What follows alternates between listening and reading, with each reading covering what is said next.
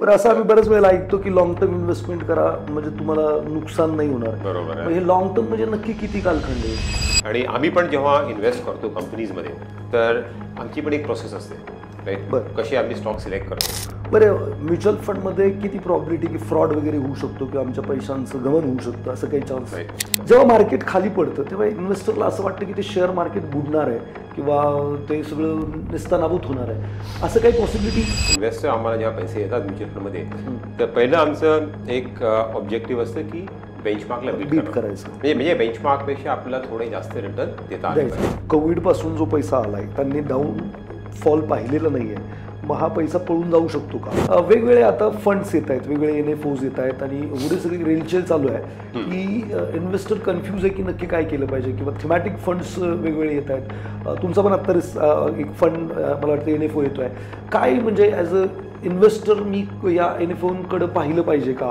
नमस्कार, मी आकाश गुंदावले तुमचं expert talk या सदरामध्ये मनापासून स्वागत करतो. आज आपल्याकडे म्युच्युअल फंड इंडस्ट्रीमधले 30 वर्षाचा अनुभव असणारे महेश पाटील सर आलेले आहेत, जे CIO आहेत Birla mutual fund, Aditya Birla mutual फंडमध्ये.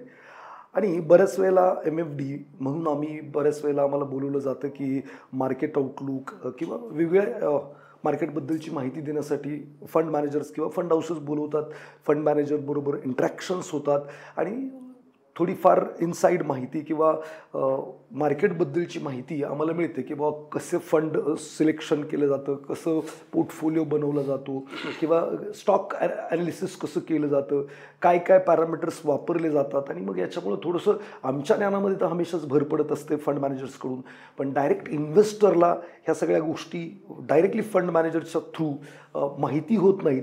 आणि मग आपण या आजच्या एक्सपर्ट टॉकमध्ये डायरेक्टली महेश पाटील सरांना बोलणार आहे, ज्यांचा 30 वर्षाचा अनुभव आहे, 3 लाखापेक्षा जास्त फंड ते मॅनेज करतायत, पूर्ण टीम हँडल करतायत आदित्य बिर्लाची इक्विटी साईडची. अशा महेश पाटील सर आपल्याला आज लाभलेले आहेत आणि त्यांचं मी मनापासून स्वागत करतो. महेश पाटील सर, तुम्ही आमच्या आमंत्रणाला मान देऊन इथे आलात त्याबद्दल तुमचं मनापासून स्वागत. तर इन्व्हेस्टरच्या दृष्टीनं मी जे काय आता प्रश्न विचारणार आहे, ॲज अ ले मॅन मला काय काय प्रश्न पडतात म्युच्युअल फंडमध्ये पैसे गुंतवताना.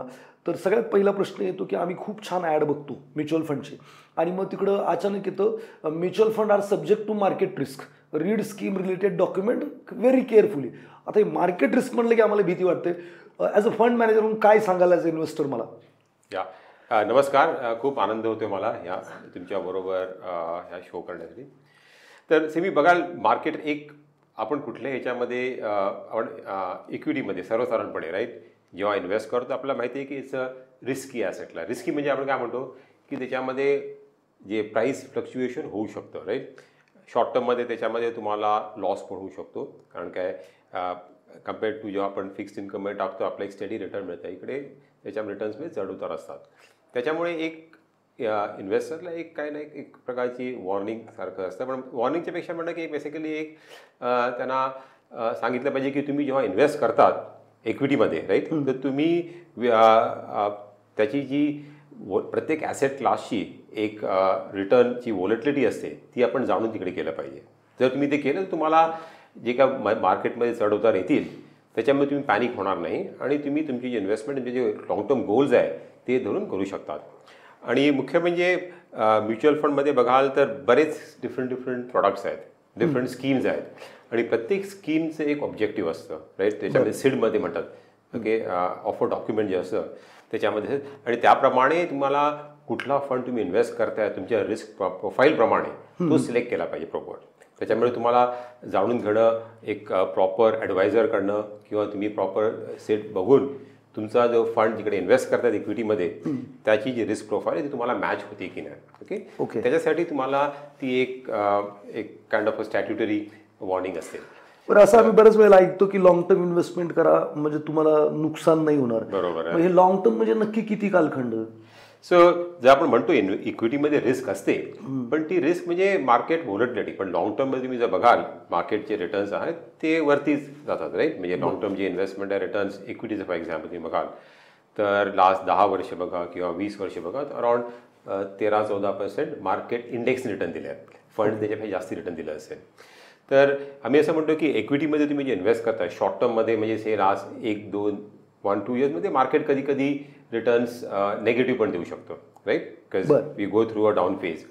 पण जसं तुम्ही तुमचं टाईम होरायझन वाढवतात मार्केटमध्ये, राईट, तर the chances the probability of making negative return goes down, right.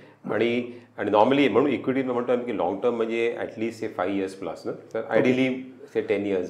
तर त्या 5-10 वर्ष गुंतवणूक करून राहिलो तर इक्विटीमध्ये लॉस होण्याची प्रॉबिलिटी किती आहे? व्हेरी व्हेरी लेस. तुम्ही जर 10 वर्ष जर पकडलं, तुम्ही लास्ट 30 वर्षाचं हिस्ट्री आहे, राईट, बघितलं ना, तर प्रॉबिलिटी इज ऑलमोस्ट 0, राईट, 10 yearsमध्ये, राईट. सो त्याच्यामुळे जर तुम्ही लॉंग टर्मच्या दृष्टीने केलं तर तुम्हाला मग ती जी रिस्क आहे तर तुम्ही जर डे टू डे रिटर्न्स बघणार नाही आहेत, राईट, तुम्ही जे डे टू डे व्हॉलिटिलिटी होते NAV ती जर बघा तर तुम्हाला ॲक्च्युली रिस्क त्या दृष्टिकोनातनं मग काही चिंता करण्याची काहीच गरज नाही आहे. बरं, म्युच्युअल फंडमध्ये किती प्रॉबिलिटी की फ्रॉड वगैरे होऊ शकतो किंवा आमच्या पैशांचं गमन होऊ शकतं, असं काही chance? Right. No sir, mutual फंडमध्ये एक तर आमच्याकडे आता बऱ्याच म्युच्युअल फंड इंडस्ट्री पण बरीच इव्हॉल्व्ह झाली आहे लास्ट 30 वर्षात. आज आमचं फंड हाऊसला पण आता 30 years कंप्लीट होत आहे. दिस इज द 30th year.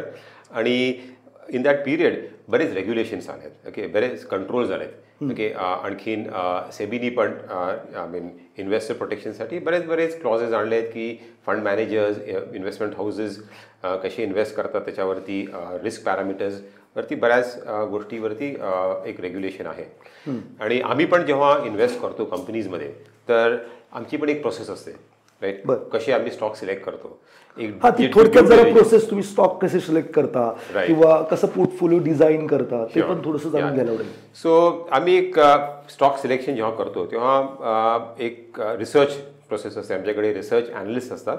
हर एक सेक्टरसाठी एक रिसर्च स्पेशलिस्ट असतं. प्रत्येक सेक्टरसाठी एक माणूस असतो जो अनालिसिस करतो. ओके. आणि त्याचा एक्सपिरियन्स असं मी कधी 5 वर्ष, 10 वर्ष, 15 वर्षापासून एका सेक्टरवरती त्याचं तिकडे रिसर्च असतं. आणि कंपनी आम्ही बघतो नॉर्मली बॅलन्स शीट, फंडामेंटल्स वगैरे बघतो, पण त्याच्या व्यतिरिक्त आम्ही बघतो की मॅनेजमेंट क्वालिटी कशी आहे. कधी कधी आम्ही फॉरेन्सिक अनालिसिस पण करतो. कधी स्पेशली जे छोट्या कंपनीज आहेत, स्मॉल कंपनीज आहेत ज्यांच्याबद्दल जास्ती माहिती नाही आहे, कारण बऱ्याच नवीन कंपनीज पण मार्केटमध्ये येत असतात. त्याच्यामध्ये फॉरेन्सिक अनालिसिस करणं की ज्याकडे काही फ्रॉड वगैरे अशाची शक्यता समजा असेल किंवा फायनान्शियल मिसरिप्रेझेंटेशन असेल तर आम्ही त्या कंपनीमध्ये इन्व्हेस्ट करत नाही. तर त्याप्रमाणे आम्ही ते एक सावधगिरी करतो. इनिशियली स्टॉक स्क्रीनिंग प्रोसेस जे म्हणतो त्याच्यामध्ये करतो. पण ओव्हरऑल तुम्ही म्हणाल तर पोर्टफोलिओ कन्स्ट्रक्शन जे प्रोसेस आहे कसं करतो, तर एक असं की फर्स्ट ऑफ ऑल जे प्रत्येक फंड, ओके, जे स्कीम जे आहे, राईट, त्याचं जे ऑब्जेक्टिव्ह आहे ते पहिलं आम्ही लक्षात घेतो, राईट. नवीन फंड करताना प्रत्येक स्कीमचं एक ऑब्जेक्टिव्ह असतं की कुठे ते इन्व्हेस्ट करणार, त्याला एक इन्व्हेस्टमेंट युनिव्हर्स म्हणतात. तो एक डिफाईन पहिला करतो. आणि मग नंतर त्या इन्व्हेस्टमेंट ऑब्जेक्टिव्ह जे फंडचे आहे त्याप्रमाणे आम्ही ते फंड बिल्ड करायला सुरुवात करतो. आणि जेव्हा आम्ही नवीन फंड कन्स्ट्रक्ट करतो तर नवीन फंड समजा NFO आला समजा, तर first of all we look at की एक टॉप डाऊन अप्रोच म्हणतो आपण, राईट. टॉप डाऊन म्हणजे आपण बघतो की कुठल्या सेक्टरमध्ये, राईट, काय आउटलुक आहे, राईट, कुठल्या सेक्टर्सवरती आपला व्ह्यू पॉझिटिव्ह आहे, राईट, जिकडे ग्रोथ चांगली आहे तर तिकडे आपल्याला जास्ती ओव्हरवेट राहायचं असतं. तर प्रत्येक स्कीमची एक बेंचमार्क असतं. लाईक फॉर एक्झाम्पल तुम्ही जर लार्ज कॅप फंड बघितला तर त्याचा बेंचमार्क आहे NSE 100. ओके. तर त्या बेंचमार्कचं एक ऑब्जेक्टिव्ह असतं. फंड तुम्ही जेव्हा इन्व्हेस्टर आम्हाला जेव्हा पैसे येतात म्युच्युअल फंडमध्ये तर पहिलं आमचं एक ऑब्जेक्टिव्ह असतं की बेंचमार्कला बीट करायचं, म्हणजे बेंचमार्कपेक्षा आपल्याला थोडे जास्त रिटर्न देता आले पाहिजे. त्याच्यामुळे पहिला मी बेंचमार्क बघतो की बेंचमार्कचं काय कॉम्पोजिशन आहे सेक्टर वाईज. फॉर एक्झाम्पल कुठल्या सेक्टरमध्ये किती त्यांचं वेटेज आहे आणि आमचा व्ह्यू काय आहे त्या सेक्टरवरती, राईट. एक टॉप डाऊन व्ह्यू आमचा एक हाऊसचा असतो. फॉर एक्झाम्पल आम्ही एका सेक्टरमध्ये समजा पॉझिटिव्ह आहोत, लाईक समजा IT सेक्टरमध्ये, तर बेंचमार्कमध्ये जे वेट आहे त्याच्यापेक्षा आम्ही ओव्हरवेट जाऊ, म्हणजे त्यापेक्षा जास्ती आम्ही ते एक टॉप डाऊन व्ह्यू झाला. त्याप्रमाणे मी एक ॲलोकेशन करतो, एक व्ह्यू करतो. आणि नंतर त्या सेक्टरमध्ये कुठल्या स्टॉकमध्ये इन्व्हेस्ट केलं पाहिजे, राईट, ज्याचे प्रॉस्पेक्ट्स चांगले आहेत, ओके, जिकडे आम्हाला वाटते की नेक्स्ट 1-2-3 वर्षामध्ये तिकडे रिटर्न्स आपल्याला बेंचमार्क हे जास्ती रिटर्न मिळू शकतात. तर ते आम्ही मग स्टॉक सिलेक्शन आणि त्याच्यासाठी आमची ॲनालिस्ट टीम जी आहे, राईट.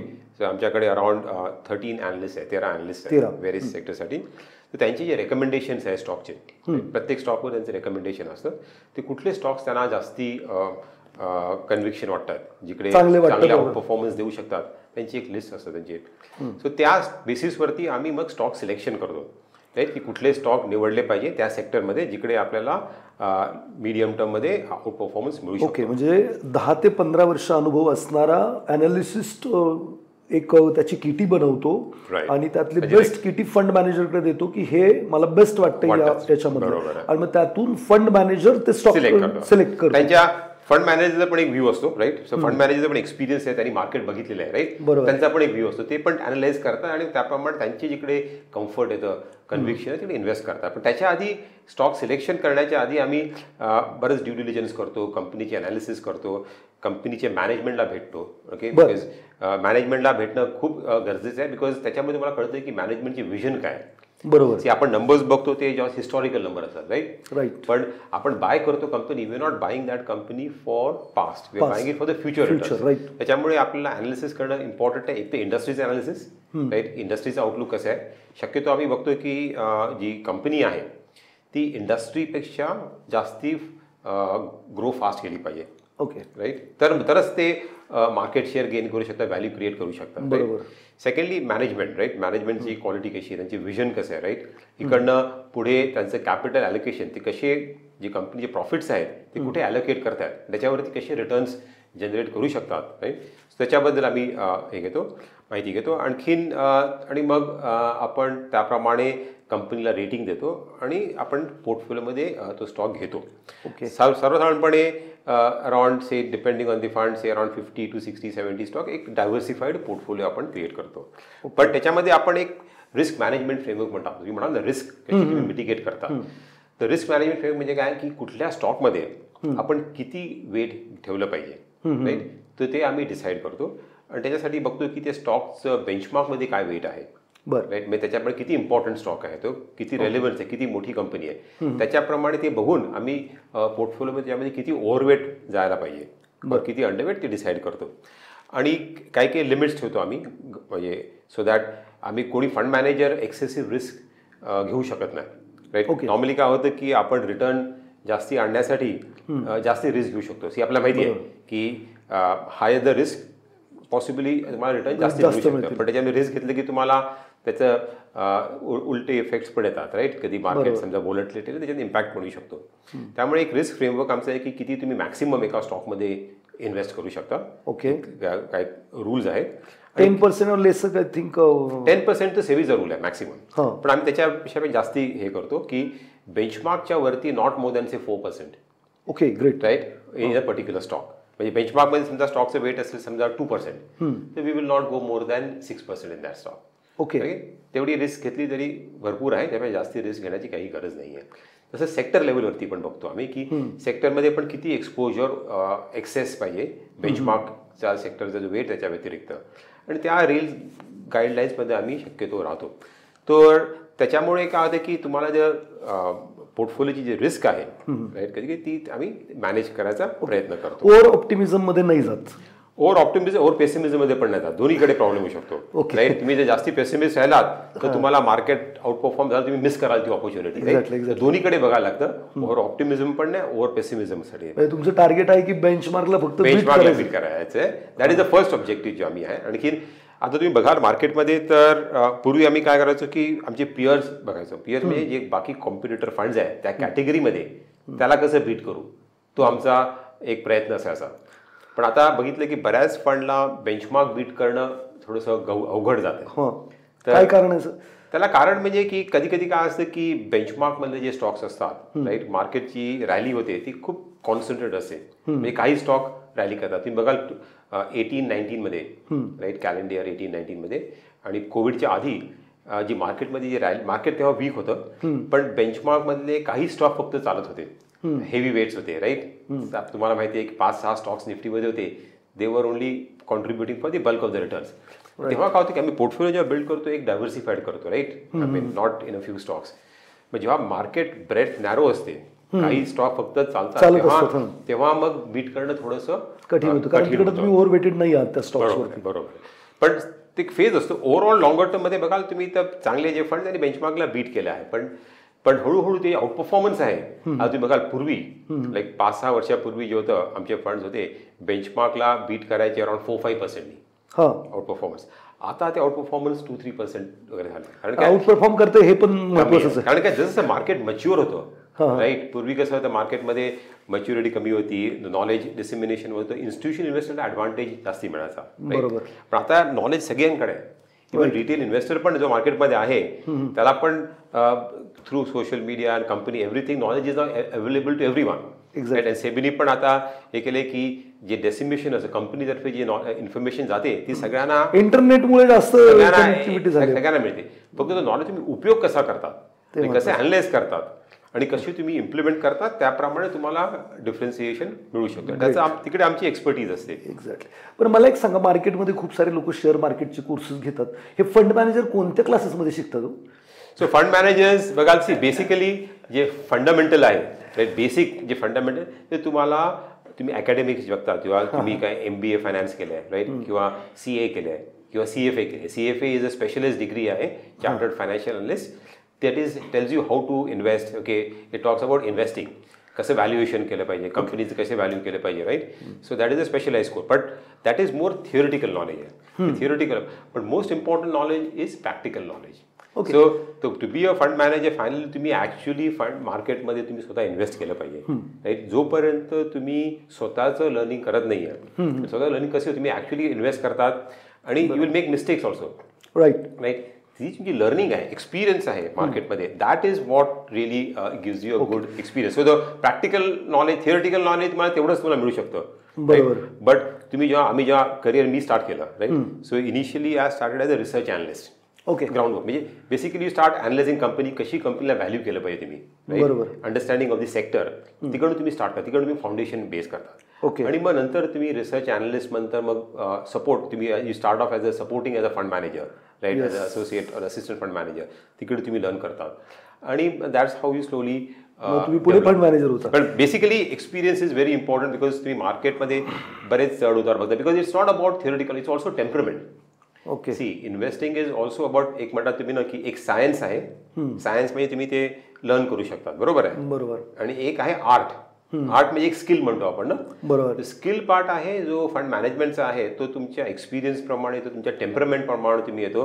कसं तुम्ही मार्केटमध्ये, बिकॉज मार्केटमध्ये सेंटिमेंट्स बरेच मुळे वर्क खालती होऊ शकतो स्टॉकमध्ये, तर तुम्ही ते कसे दूर ठेवून ऑब्जेक्टिव्हली ओके डिसिजन घेऊ शकता. सायकोलॉजी पण महत्वाची आहे. सायकोलॉजी पण, देर is a study also on behavioural science पण एक आहे राईट, इन्व्हेस्टमेंटमध्ये आहे टेक्निक आहे की कसे तुमचे बायसेस तुमचे असतात. बायसेस म्हणजे तुमचे काय काय मराठीमध्ये काय म्हणतात, मान्यता म्हणूयात आपण, बांधून ठेवले. हा, त्याच्यामुळे पण तुमचं काहीतरी एरर येऊ शकतात, जजमेंटमध्ये काहीतरी बायसेस येऊ शकतात, तुम्ही कसे दूर केले पाहिजे.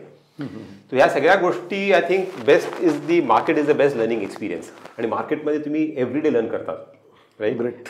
And the best thing is the मी जे लॉसेस केले मार्केटमध्ये, that is your kind of learning or that the price okay what you paid for learning, and that mistake you should not try to make again. That's how you do become better. तर ज्या लोकांना fund manager वगैरे व्हायचं आहे त्यांच्यासाठी खूप महत्त्वाचं आहे, CFA करायला लागेल तुम्हाला. CFA केल्यानंतर मग तुम्ही सेक्टर ॲनालिसिस्ट होता किंवा कंपनीचे व्हॅल्युएशन कसं करायचं ते शिकता आणि टप्प्याटप्प्याने तुम्ही असिस्टंट फंड मॅनेजर होता आणि पुन्हा तुम्ही फंड मॅनेजर होऊ शकता. तर ज्या लोकांना करिअर म्हणून या गोष्टीकडे पाहायचं, तर ही सगळी प्रोसेस आहे मला वाटतं फंड मॅनेजर बनण्याची. बरोबर राईट. डायरेक्टली जी लोक स्टॉक मार्केटमध्ये इन्व्हेस्टमेंट्स करतायत आणि सेबीचा पण डेटा सांगतोय 93% पीपल आर लुझिंग द मनी, तर तुमचं काय व्ह्यू आहे या गोष्टीकडे पाहण्याचा की काय केलं पाहिजे लोकांनी? आणि जनरल पब्लिक, मी तर आता रिसेंटली एक आकडा बघला की 1,84,000 और 52,000 एका वर्षात काहीतरी घालवले आणि 3 वर्षात 1,84,000 करोड नेट लॉस केला. सो ह्याच्यामध्ये मार्केटमध्ये इन्व्हेस्ट करतात दोन प्रकारचे इन्व्हेस्टर आहेत. एक शॉर्ट टर्म ट्रेडिंग करतात राईट. सो जे ट्रेडिंग करतात ते फंडामेंटल्स काय नाही, I mean it is more about technical और various things okay momentum based investing करतात. सो शॉर्ट टर्म इन्व्हेस्टमेंट करतात. आय थिंक रिटेलला आय थिंक त्यांच्याकडे एक्सपर्टीज काय आहे राईट. ओके, आणि त्याच्यामध्ये बरेच आता मार्केट एवढं सोफिस्टिकेटेड झालं आहे की मोठी मोठी इन्स्टिट्यूशन बरेच अल्गोरिदम यूज करतात, म्हणजे टेक्नॉलॉजी राईट. आता रूल बेस्ड ट्रेडिंग झालं आहे, quant based ट्रेडिंग आहे right. There are lot of machine data और technology be use, they have an upper edge. तुम्ही त्याच्यासमोर टिकू शकणार नाही राईट जे शॉर्ट टर्म ट्रेडिंग करता, अनलेस तुम्ही खूप वर्षे मेहनत घेतली आणि तुम्ही एक्सपिरियन्स केलं आणि लर्न केलं. तर मी म्हणते ट्रेडिंगमध्ये डेटा तुम्हाला सांगतोच आहे राईट, की जे सेबीनी पण सांगितलं होतं की जे ट्रेडिंग करतात शॉर्ट टर्म ट्रेडिंग, बरेच 93% investor lose money in the market. थोडे जे करतात जे स्किल्ड आहेत आणि ते make money at the cost, त्याच्यामध्ये झिरो सम गेम आहे. एक्झॅक्टली. शॉर्ट टर्म मध्ये जेवढं कोणी गेन करत त्याच्या बाजूला कोणीतरी लूज करते. राईट. मी म्हणेन की रिटेल इन्व्हेस्टमेंट ट्रेडिंगमध्ये शक्यतो नाही, तर त्याच्यामध्ये तुमचा अननेसेसरी टाइम जातो तुमचा. त्याच्यामध्ये तुम्हाला एंडला रिझल्ट पण काय शक्यतो मिळत नाही. पण जे लॉंग टर्म इन्व्हेस्टिंग करतात राईट, त्याच्यामध्ये रिटेलमध्ये जे करतात त्याच्यामध्ये थोडा प्रमाणात करायला हरकत नाही. पण जर तुम्हाला त्या सेक्टरचं काय नॉलेज आहे राईट. कधी कधी काय असतं, तुम्ही जेव्हा काही सेक्टरमध्ये तुम्ही बिझनेस करतायत किंवा जिकडे नोकरी करतायत, तुम्हाला एक सेक्टरचं एक नॉलेज आहे, आयडिया येतं की त्याच्यामध्ये तुम्हाला जे आहे एक्सपर्टीज आहे त्याचा तुम्हाला जर फायदा घ्यायचा असेल तर तुम्ही त्या सेक्टरमधल्या कंपनीमध्ये नॉलेज तुम्ही तिकडे रिसर्च थोडंफार जे रिसर्च करून बेसिक तुम्ही इन्व्हेस्ट करू शकता. आणखीन मी म्हणेन की इंडिव्हिज्युअल जेव्हा इन्व्हेस्टर करता तेव्हा म्हणजे असं इन्व्हेस्टिंग वाटतो complicated, but it can be very simple also. Right. म्हणजे बेसिक्स जर तुम्ही जे काय काही गोष्टी लक्ष दिला राईट, बेसिक काय नंबर्स आहेत बॅलन्स शीटवरती वगैरे, काय व्हॅल्युएशन आणि कंपनीचं लॉंग टर्म ट्रॅक रेकॉर्ड काय आहे मॅनेजमेंट, तर तुम्ही लॉंग टर्मसाठी इन्व्हेस्ट करू शकता. पण शक्यतो आपल्या सर्वसाधारण माणसांना टाईम मिळत नाही. आपल्या कामाच्या तुम्ही कुठे उद्योगधंद्यामध्ये असतात तर तुम्ही किती टाईम, बिकॉज कंपनीमध्ये तुम्ही इन्व्हेस्ट केलं की you can't just sleep over it. I mean आपण म्हणतो की लॉंग टर्मसाठी आहे, पण आपल्याला रिव्ह्यू तर करायलाच लागतं. हो बरोबर. आम्ही पण स्टॉक रिव्ह्यू करू, जरी आम्ही स्टॉक काही पोर्टफोलिओमध्ये जे आहेत ते 10 वर्षापासून आहे, पण एव्हरी क्वार्टरला आम्ही रिव्ह्यू करतो परफॉर्मन्स करतो कसं आहे, कसं चाललंय. कधी कधी कंपनीचं जे आहे जे आउटलुक आहे ते चेंज होऊ शकतो राईट, कधी मॅनेजमेंट चेंज होतं. तर ते जर तुम्हाला करायला वेळ नसेल राईट, तर then it is better to give money to professional managers right. जसे म्युच्युअल फंड्स आहे, जिकडे there is oversight, there is a team आमच्याकडे आहे. आम्ही कंटिन्युअसली मॉनिटर करतो ज्या पोर्टफोलिओ कंपनीज आहेत, कंपनीजला आम्ही नेहमी भेटतो आणि वी टेक डिसिजन्स राईट. काही करेक्टिव्ह ॲक्शन जर घ्यायची असेल तर आम्ही ती घेतो. पण जर रिटेल इन्व्हेस्टरला तुम्ही लॉंग टर्मच्या दृष्टीने करतायत, थोडंफार रिसर्च करून करतायत बेसिक, तर थोडं प्रमाणात करायला काही हरकत नाही आहे. पण bulk of your money if you don't have time is give it to professional managers or to advisers, through advisers like people like you. तुम्ही जे कसं मॅनेज केलं पाहिजे आपली वेल्थ, कुठे ॲलोकेशन केलं पाहिजे राईट. सो ते पण एक इम्पॉर्टंट आहे. आपण सगळेजण म्हणतात investing is only about equity market and stock. It's not about that. Okay. Investing is about managing your money in a proper way into the right asset classes. Asset allocation खूप important आहे. Right. कारण काय बरेच instruments आहेत for इन्व्हेस्टमेंटसाठी तुम्ही जिकडे invest करू शकतात आणि प्रत्येकाचं एक रिस्क रिटर्न प्रोफाईल असतं. आपल्या रिस्क रिटर्न प्रोफाईलप्रमाणे आपलं काही जे ऑब्जेक्टिव्ह आहे त्याप्रमाणे आपण तिकडे ॲलोकेट केलं पाहिजे. म्हणजे तुमचं असं मत आहे की बुवा तुम्हाला रिस्क प्रोफाईल काय आहे समजत नाही किंवा काही नाही तर तुम्ही एखाद्या एक्सपर्टची मदत घेऊ शकता. ते पण घेऊ शकता. जेव्हा मार्केट खाली पडतं तेव्हा इन्व्हेस्टरला असं वाटतं की ते शेअर मार्केट बुडणार आहे किंवा ते सगळं निस्तानाबूत होणार आहे, असं काही पॉसिबिलिटी. सो बऱ्याच वेळात असं वाटतं की आणि ते निघून जातात, म्हणजे लॉस बुक करून घरी जातात. बरोबर. ज्यावेळी वाढत असतं तेव्हा वाटतं की ते खूपच वाढणार आहे, आणि ज्यावेळी थोडं जरी खाली होतं तेव्हा त्यांना एवढी भीती असते की ते पूर्ण डिस्ट्रॉयच होईल की काय. त्याच्याबद्दल काय म्हणजे मार्केटचं जे मुवमेंट असतं त्याला बरेच फॅक्टर्स आहेत. एक तर आपण म्हणतो फंडामेंटल्स, म्हणजे कंपनीचे रिझल्ट, आउटलुक कसं आहे राईट, आउटलुक फंडामेंटल, इकॉनॉमी कशी करते. सेकंड इज लिक्विडिटी, म्हणजे पैसा कसा येतोय मार्केटमध्ये राईट. कारण कुठल्या प्राईसची मुवमेंट होते, कुठल्याही बघा तुम्ही कमॉडिटीची पण डिमांड सप्लाय राईट. जास्तीचा पैसा समजा आला तर ऑटोमॅटिक डिमांड वाढते आणि प्राइसेस कॅन गो. पण थर्ड इज बेसिकली सेंटिमेंट. हे सेंटिमेंट काय की सेंटिमेंटमुळे पण कधी काही नव्हतं आपण prices can go down right. तर जेव्हा मार्केट खालती जातं, सेंटिमेंट वीक असतं राईट, किंवा तेव्हा काहीतरी आउटलुक काहीतरी निगेटिव्ह न्यूज असते किंवा क्रायसिस असतं. जसं आपण बघितलं जेव्हा कोविड क्रायसिस आला राईट, तेव्हा सगळं उद्योगधंदे बंद झाले होते राईट. असं वाटलं की आता सगळं कोलॅप्स होणार आहे. पण आय थिंक मार्केटची एक स्ट्रेंथ असते. At certain point in time we seen that economy पण जाते, सायकल थ्रू जाते बरोबर right. And markets also goes through cycles. आणि काही कारणावरचं मार्केट खालती येतं राईट. इकॉनॉमी खराब असेल किंवा आउटलुक खराब होतं किंवा सेंटिमेंट जेव्हा खराब होतात, आणि तेव्हा नॉर्मली बिहेवियर, त्यामुळे सायन्स लोक काय करतात जेव्हा मार्केट खालती जातं तेव्हा काय पॅनिक करतात. बरोबर. बिकॉज तुम्हाला लॉसेस घ्यायची ताकद थोड्या एवढं असते, पण beyond a point you can't असते. आणि तुम्ही मग क्विट करा. तुम्हाला वाटतं की मार्केटमध्ये कुठे आता बॉटम नाही आहे. पण आपण बघितलं आता, मी आता मार्केटमध्ये 30 वर्षापासून आहे, मी बरेच करेक्शन बघितले right. From the Asian crisis, .com crisis, then the global financial crisis right, नंतर मध्ये आता कोविड क्रायसिस. जेव्हा market has fallen almost like 50-60% also from the पीक.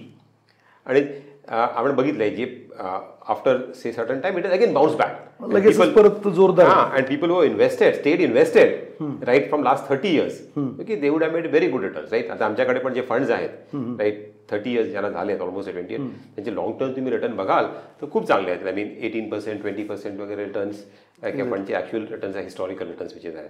त्याच्यामध्ये तुम्ही जे बघाल हे अप्स अँड डाऊन्स आले त्याचा काही फरक नाही पडला ना. बरं मी हमेशा प्रश्न विचारतो आम्ही जेव्हा मार्केट आउटलुकला फंड मॅनेजरशी वगैरे भेटतो तेव्हा त्यांचं म्हणणं असतं की आम्ही शॉर्ट टर्ममध्ये मार्केट काय करेल तर त्यांचं उत्तर असतं शॉर्ट टर्ममध्ये काय विचारू नका किंवा आम्हालाही कळत नाही. तर माझा असा प्रश्न आहे की डाऊन द लाईन 15 ते 20 वर्षात इंडियन इकॉनॉमी कुठे जाईल आणि ती जर वरती जाणार आहे तर ती काय त्याचे फॅक्टर असतील काय काही कारणं असतील ज्याच्यामुळे ती वरती जाईल असं तुम्हाला वाटतं. सो शॉर्ट टर्ममध्ये ती म्हणाल की मार्केट कसं जाईल काय जाईल सांगते त्यात हे लिक्विडिटी इज मोर इम्पॉर्टंट. पैसा money power is more important right. आपण बघितलं लास्ट 1 वर्षामध्ये 1.5 वर्षामध्ये डोमेस्टिक इन्फ्लोज खूप आले मार्केटमध्ये म्युच्युअल फंडमध्ये पण रेकॉर्ड इन्फ्लो त्यामुळे मार्केट वरती आलं आहे राईट. सो आणि लिक्विडिटी कमी जास्त होऊ शकते राईट. पण तुम्ही जर बघाल लॉंग टर्मसाठी जर बघाल तर लॉंग टर्मसाठी ती फंडामेंटल्स इम्पॉर्टंट आहे. फंडामेंटल पण इकॉनॉमी शेवटी मार्केटमध्ये रिटर्न्स कुठून येतात की कंपनीचं परफॉर्मन्स बरोबर राईट. रिटर्न कंपनीचे परफॉर्मन्स कशामुळे येतात तर अर्निंग्स ग्रोथ कंपनीचे प्रॉफिट आहे प्रॉफिट ग्रोथ जर वाढली तर कंपनीची अर्निंग्स पर शेअर वाढेल स्टॉक प्राइस वाढेल आणि ते कशामुळे येतात इकॉनॉमी बरोबर. बिकॉज अंडरलाईंग इकॉनॉमी जी आहे कंट्रीची त्याच्यावरती डिपेंडेंट आहे की कंपनीचं परफॉर्मन्स कसं आहे. तर आय थिंक इम्पॉर्टंट अंडरस्टँड की इंडियन इकॉनॉमी कशी ग्रो करेल इकडनं पुढच्या 5 वर्षामध्ये 10 वर्षामध्ये 20 वर्षामध्ये. तर त्याच्यामध्ये जर आउटलुक जर बघाल तुम्ही तर लास्ट 5-6 वर्षामध्ये ना 10 वर्षामध्ये आपण बरीच प्रोग्रेस केली आहे. जे बरेच रिफॉर्म झाले आहेत कंट्रीमध्ये त्याच्यामुळे एक फाउंडेशन चांगलं झालं आहे इकॉनॉमीचं. नाव इंडिया इज जी मॅक्रो स्टेबिलिटी आपण म्हणतो ती इकॉनॉमीला बऱ्यापैकी आली आहे. ओके आणखीन त्याच्यामुळे आता आपण जी गव्हर्नमेंटची स्टेबिलिटी पॉलिटिकल स्टेबिलिटी गव्हर्नमेंटचं विजन आहे राईट की इंडियाला इकडं नेक्स्ट 25 yearsमध्ये to take it to a Viksit Bharat आपण म्हणतो राईट. म्हणजे India should become a developed economy. आता आपण एक डेव्हलपिंग इकॉनॉमी आहे. त्याच्यामुळे जे गव्हर्नमेंटचं फोकस आहे पॉलिसीज आहे इन्व्हेस्टमेंट्स तर आता बघाल तुम्ही तर जी इकॉनॉमिक ग्रोथ आपण बघितली रिकव्हरी ती investments have picked up. Investment to infrastructure investment into new areas of emerging sectors आहेत जसे की green energy.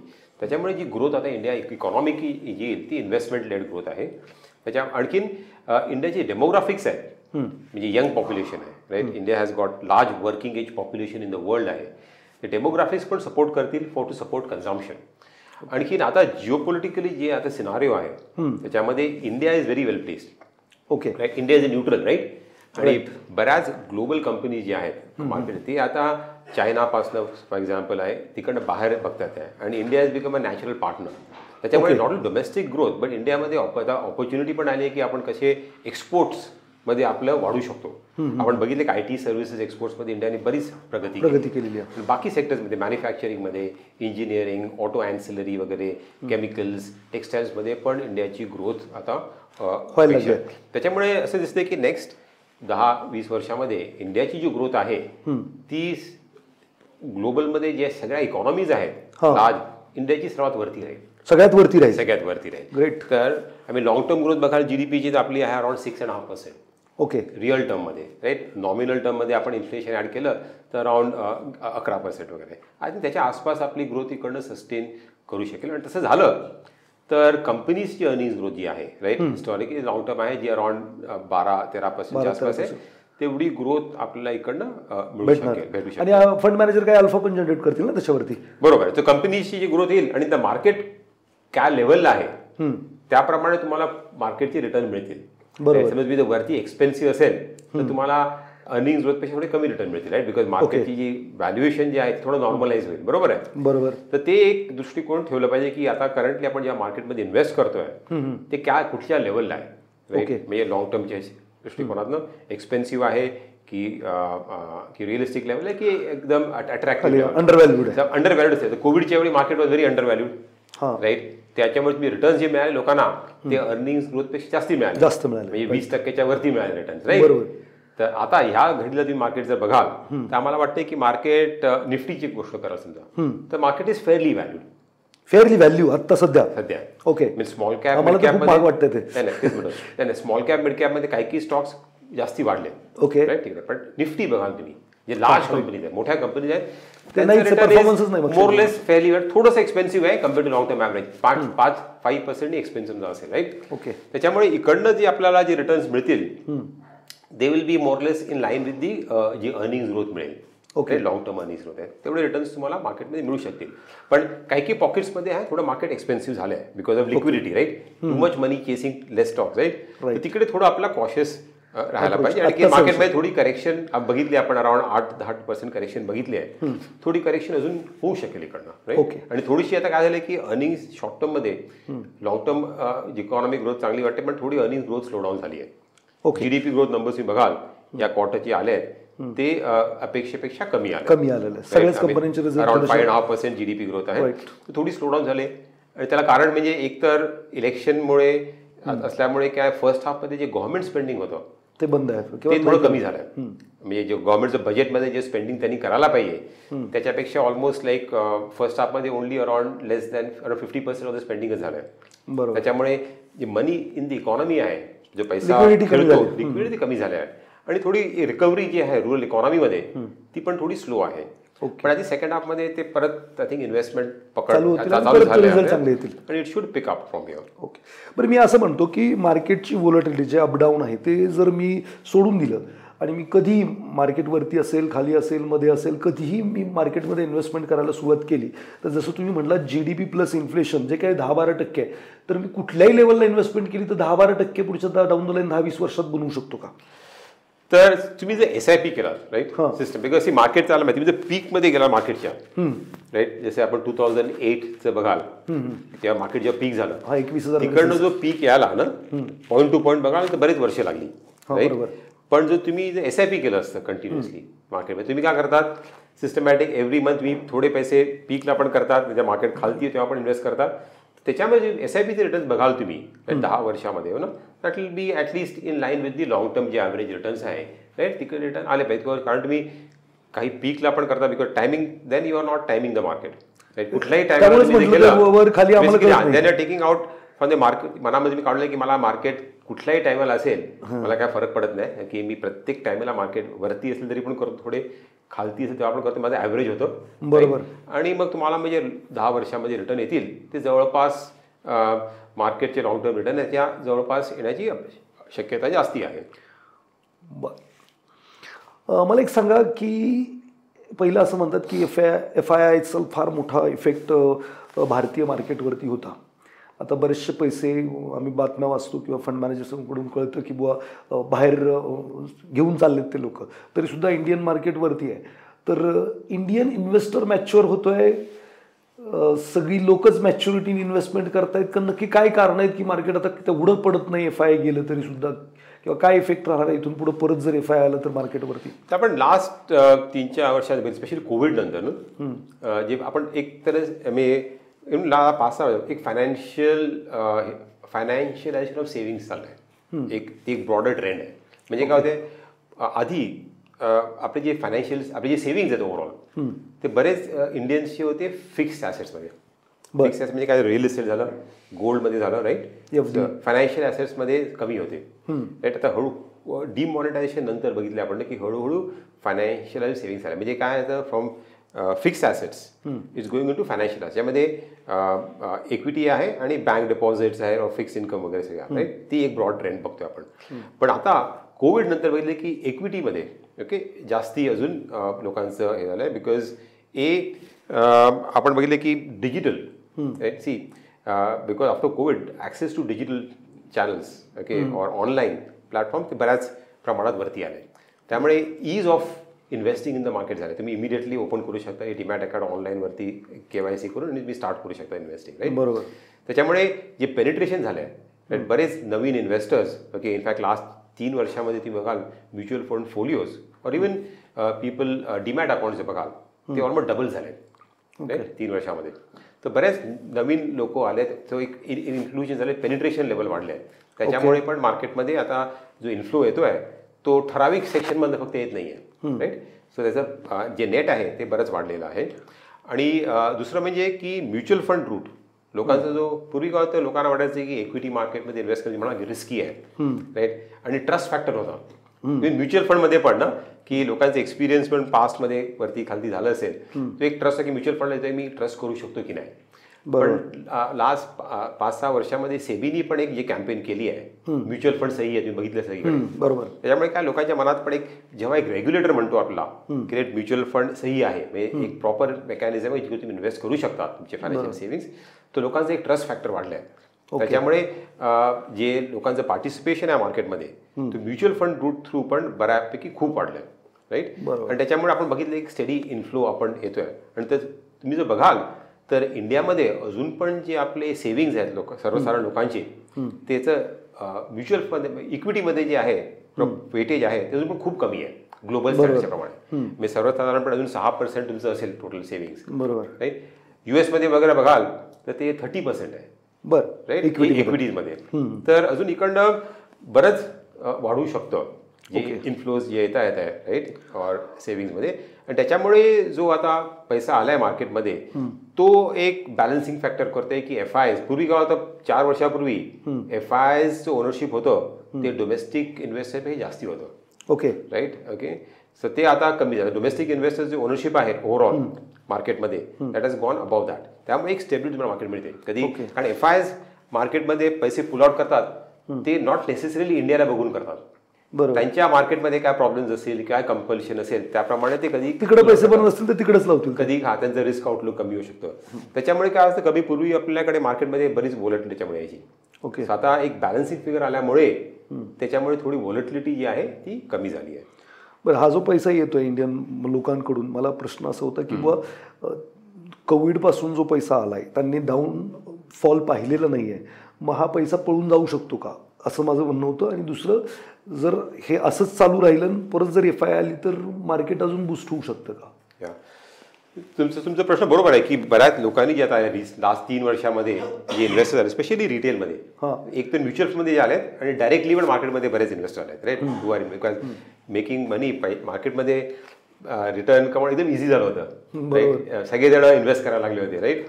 So I think त्या लोकांनी करेक्शन बघितलं. आता मार्केटमध्ये लास्ट 6 महिन्यामध्ये बघतोय आपण की जरी मार्केट जरी फक्त 8% खालती असेल, राईट, पण बरेच स्टॉक्स 30%, 40% पण खालती आहेत. त्यामुळे लोकांनी लॉसेस पोर्टफोलिओ आहे. तर हे लोकांना त्यांची अपेक्षा काहीतरी एक एक्सपेक्टेशन्स काहीतरी वेगळंच असेल मार्केटमध्ये, बरोबर, which is not likely to happen. त्याच्यामुळे ते लोक पॅनिक करून we might see some kind of selling ना.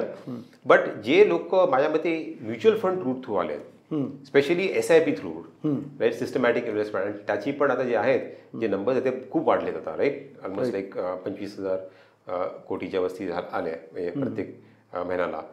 ते इन्व्हेस्टर माझ्यामध्ये इतक्या लवकर त्यांनी काय केलं, त्यांनी सिस्टमॅटिकली इन्व्हेस्ट करत आले मार्केटमध्ये, राईट.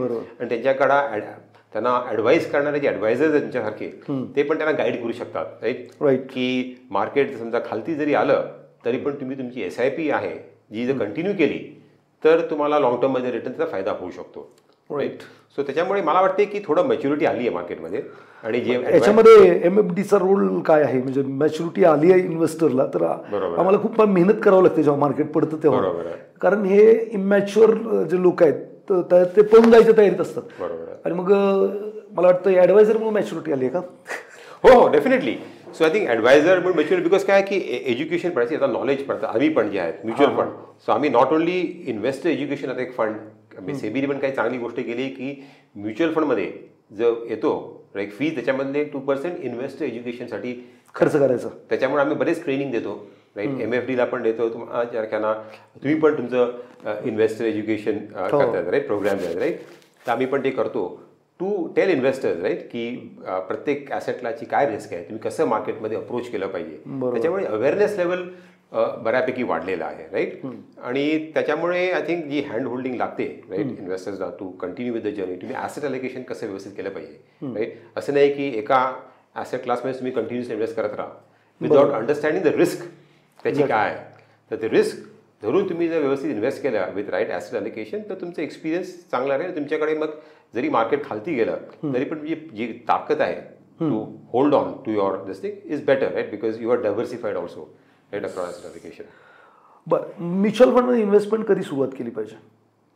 मी तर म्हणेन जेवढं अर्ली तेवढं चांगलं, राईट. बिकॉज एक बघितलं तुम्ही की जे पॉवर ऑफ कंपाऊंडिंग आपण म्हणतो, राईट, ती खूप इम्पॉर्टंट आहे. म्हणजे जेवढं तुम्ही अर्ली कराल स्पेशली इन ग्रोथ ॲसेटमध्ये राईट, तर तुम्हाला त्याचे रिटर्न्स ओके जे कंपाऊंडिंगचे जो बेनिफिट जो मिळतो तो तुम्हाला फायदा घेता येईल त्याच्यामध्ये ना.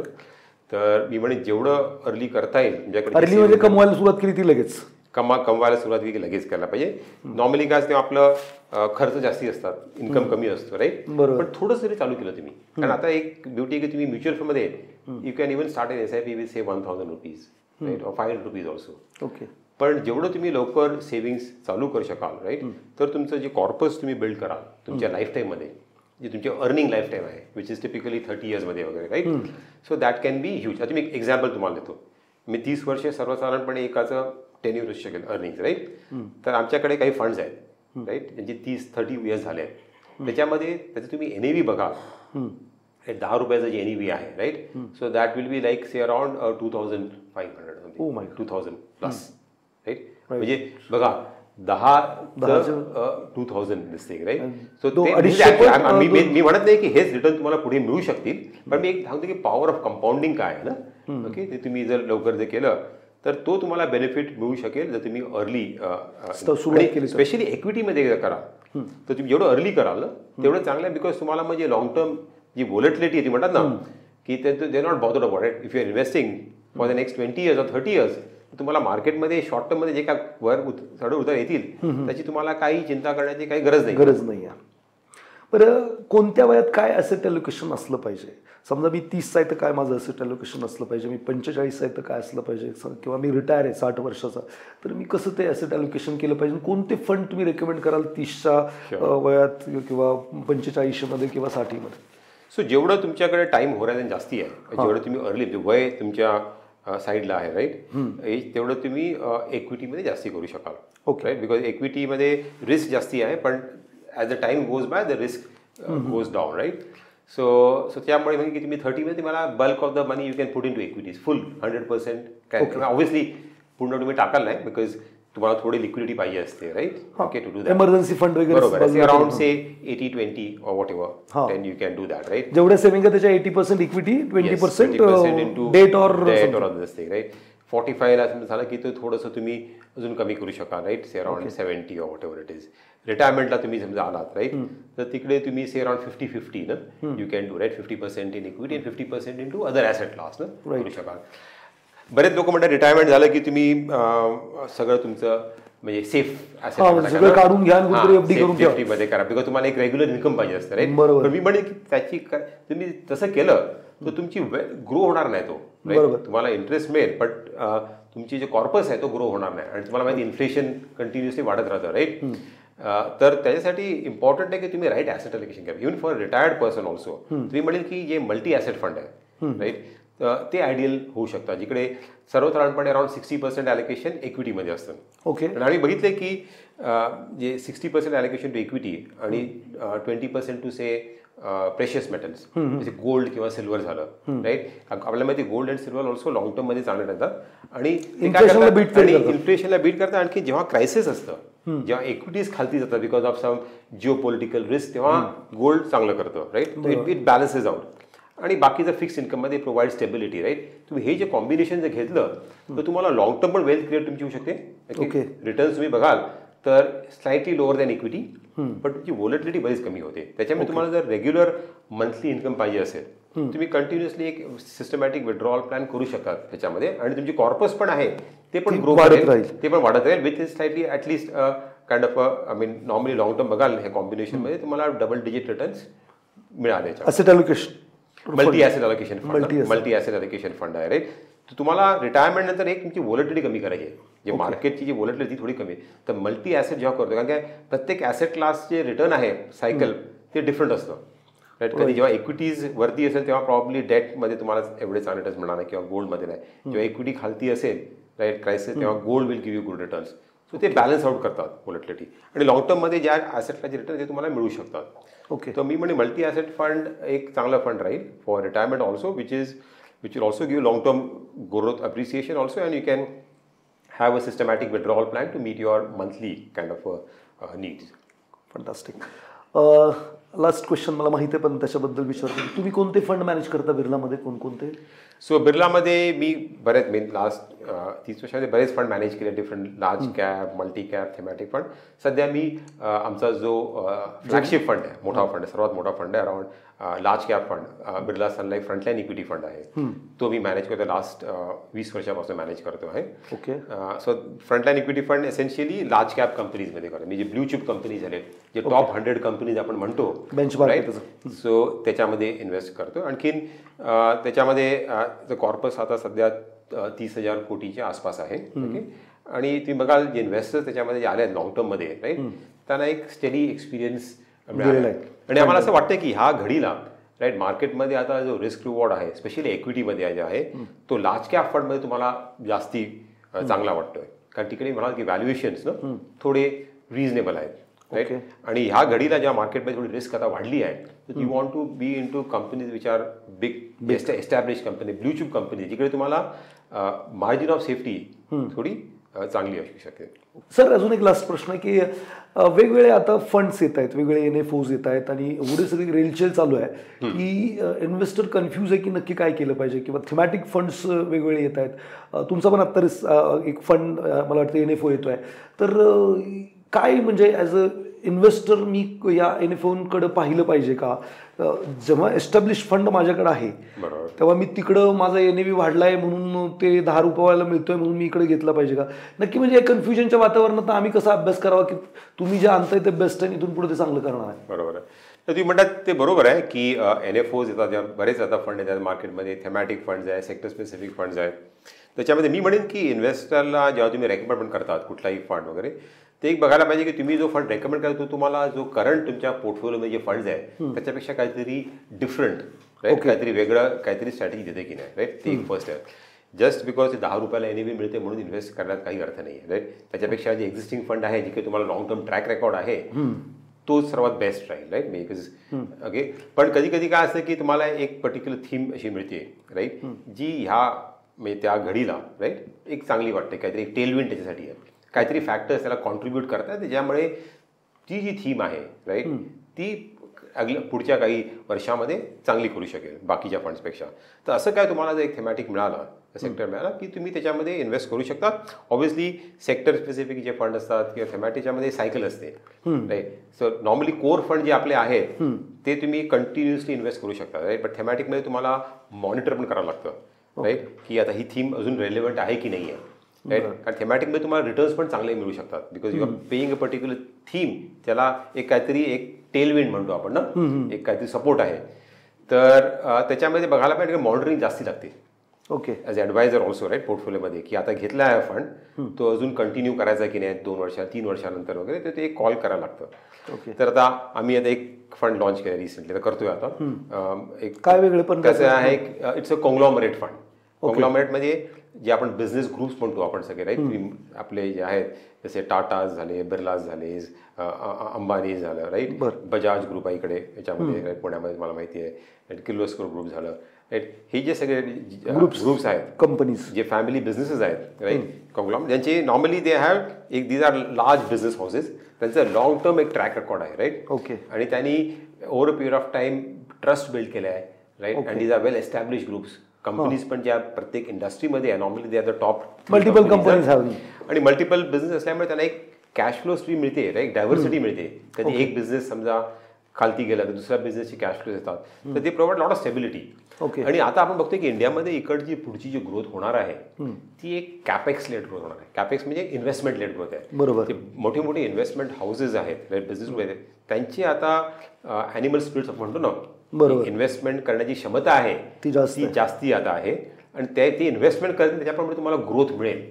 आणि बरेच नवीन सेक्टर आता येत आहेत, जसे की ग्रीन एनर्जी झालं, इलेक्ट्रिक व्हेकल आहे, डिफेन्स आहे वगैरे, त्याच्यामध्ये पण हे कंपनीज इन्व्हेस्ट करतात. तुम्हाला ते एक लॉंग टर्म ग्रोथ, तुम्हाला ते मल्टी कॅप पण आहे म्हणजे हे सगळं. सो हां, ते एक तर आता ह्या घडीला मी म्हणतोय की आपल्याला अशा कंपनीत इन्व्हेस्ट करायचं आहे राईट, जी मार्केटमध्ये थोडी रिस्क वाढते की जे थोडी स्टेबिलिटी देऊ शकेल because of their long track record. But मोठे बिझनेस ग्रुपचे काय असते की त्यांना एक कंपनीला इकोसिस्टम जी एवढी स्ट्रॉंग असते ना, ते सपोर्ट करू शकतात even in a downturn also right. Okay. जरी खराब आहे तर आपण आताच्या घडीला जर अशा कंपनी इन्व्हेस्ट केलं आणि ज्या कंपनी जे ग्रुप्स आहेत इंडियाची फ्युचर ग्रोथ इकडनं जी होईल ते ह्या इन्व्हेस्टमेंट्स जे होणार ते मोस्ट ऑफ द इन्व्हेस्टमेंट जे होणार आहे ते ह्या लार्ज इन्व्हेस्टमेंट ग्रुपकडनं होणार आहे. आणि आपण जे इन्व्हेस्टमेंट करतो त्याचे आपल्या रिटर्न्स फ्युचरमध्ये मिळतात. बरोबर आहे. नवीन कपॅसिटी त्याच्यामुळे ग्रोथ ह्याच्यामध्ये आउटलुक चांगला दिसतो आम्हाला. त्यामुळे हा जो कॉंग्लॉमरेट फंड आहे आणि मुख्य म्हणजे ह्याची काय आहे की जरी थेमॅटिक असला नॉर्मली काही सेक्टर फंड असतात, तो सेक्टरची थीम 2-3 वर्षे चालू शकेल तर परत तिकडे ह्याच्यामध्ये जे कॉंग्लॉमरेट्स आहेत राईट ते सगळ्या सेक्टर्समध्ये आहेत. बरोबर. तुम्हाला एक सगळ्या सेक्टरचं तुम्हाला एक कव्हरेज मिळतं आणि एक benefit of the strong business house. त्यांचे जे स्ट्रेंथ आहे, त्यांचा ब्रँड आहे, ट्रस्ट आहे, access to customers, access to capital आहे, त्याचा बेनिफिट त्याच्या पूर्ण इकोसिस्टमला कंपनीला आपल्याला मिळू शकतो. सो तो एक फंड या मार्केटच्या कंडिशनवर आम्हाला वाटतं की चांगला राहील. बरं, ह्या जे सायक्लिकल नसणार म्हणजे हा लॉंग टर्म मध्ये लॉंग टर्म मध्ये राहील बिकॉज याच्यामध्ये सगळे सेक्टर्स आहेत. बरोबर आहे. बरोबर. आणि त्याच्यामुळे सिक्लिकॅलिटी नाही, त्यामुळे it can even be a core part of your this thing right portfolio right. So तो आम्हाला वाटतं की आता बेस्ट टाइम आहे या कंपनीला परफॉर्म करणार म्हणून आम्ही हा पण आता लॉन्च केला आहे. Very nice sir. शेवट जाता जाता आमच्या ऑडियन्सला किंवा इन्व्हेस्टरला काय सजेशन द्याल वेल्थ क्रिएशनसाठी? सो मी म्हणेन की वेल्थ क्रिएशनसाठी तुम्हाला एक तर मोस्ट इम्पॉर्टंट आहे की ॲसेट अलोकेशन राईट. तुमच्या रिस्क प्रोफाईलप्रमाणे तुमचं इन्व्हेस्टमेंट जे गोल आहे त्याप्रमाणे तुम्ही ॲसेट अलोकेशन करा राईट. आणि ॲडवायझर तुमचा जो आहे त्याचा सल्ला घेऊन तुम्ही एक प्रॉपर पोर्टफोलिओ कन्स्ट्रक्ट करा आणि मग तो एक डिसिप्लिन ठेवा राईट की जो आपण ॲसेट अलोकेशन टार्गेट केलं आहे तो आपल्याला तो फॉलो केला पाहिजे. बऱ्याच वेळा काय होतं की आपण वाहवत जातो बरोबर मार्केटच्या मध्ये कुठल्याही याच्यामध्ये आपण रिटर्न बघतो की पास आता चांगलंच आहे त्यामुळे आपण त्याच्यामध्ये रिस्क जास्ती घेत जातो राईट. कुठल्याही ॲसेट क्लासमध्ये रिटर्न चांगले आले की आपण त्याच्यामध्ये आणखी जास्त पैसे वाढत जातो. आणि आपल्याला माहिती आहे की सगळे ॲसेट क्लास सिक्लिकल आहेत. बरोबर. म्हणजे मीन रिव्हर्टिंग म्हणतो आपण ना त्याची येतात. राईट. तर आपण त्याच्यामध्ये त्या ट्रॅपमध्ये न फॉल करता जर आपण सिस्टमॅटिकली डिसिप्लिन ठेवून रिबॅलन्स केलं आणखी थोडंसं लॉंग टर्म वेल्थ क्रिएशनसाठी इक्विटीसाठी आपण राईट ॲलोकेशन केलं पाहिजे आपलं रिस्क. बरोबर. मीन इक्विटी रिस्की आहे पण at the same time also that can only give you the highest return long टर्मसाठी. तर तो आपण दृष्टिकोन करून जर आपण जे केलं ओके तर आपली लॉंग टर्म वेल्थ क्रिएशन चांगली राहील. आणि आपल्याला मार्केटमध्ये पण जे चढ उतार येतात तर आपण सिस्टमॅटिकली इन्व्हेस्टमेंट केलं right rather than getting carried away in the momentum. आणि एव्हरी इंटरवलला आपण जे थोडेफार आपले जे आहेत इन्कम्स त्यातले सेव्हिंग्ज आपण इन्व्हेस्ट केले तर आपल्याला एक चांगली कॉर्पस लॉंग टर्मसाठी आपण क्रिएट करू शकतो. Very nice explanation. Thank you very much. तुम्ही इकडे आलात आणि एवढं सगळं आमच्या इन्व्हेस्टरसाठी गायडन्स केलं. मला वाटतं तुमच्या ह्या सगळ्या टॉकमधून खूप साऱ्या लोकांना लाँग टर्ममध्ये वेल्थ क्रिएट करण्यासंदर्भात किंवा तुमचे कसं तुम्ही स्टॉक सिलेक्शन करता, कसं सेक्टर ॲनालिसिस करता किंवा बेंचमार्कबद्दल खूप साऱ्या गोष्टी माहीत झाल्या असतील. आणि डाऊन द लाईन 20 वर्षामध्ये सरांनी जे काही रिझन्स सांगितले भारताची इकॉनॉमी कुठे जाऊ शकते त्याच्याबद्दलचे, सो सर तुम्ही इथं आलात आणि एवढं सगळं मार्गदर्शन केलं त्याबद्दल तुमचं मनापासून धन्यवाद. Thank you very much. थँक्यू.